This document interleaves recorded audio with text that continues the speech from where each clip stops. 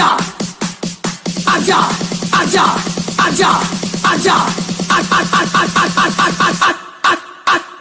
आजा पवन शर्मा के बच्चे आजा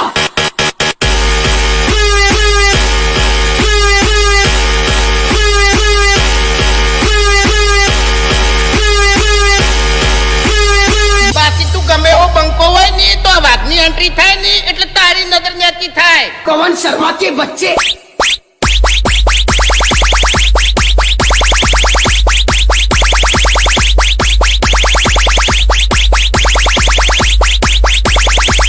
વપડો શાંતિથી વાત કરો ને તો બરાબર છે. બાકી આ બંકો એકલો જ કાપી જાય આમાં.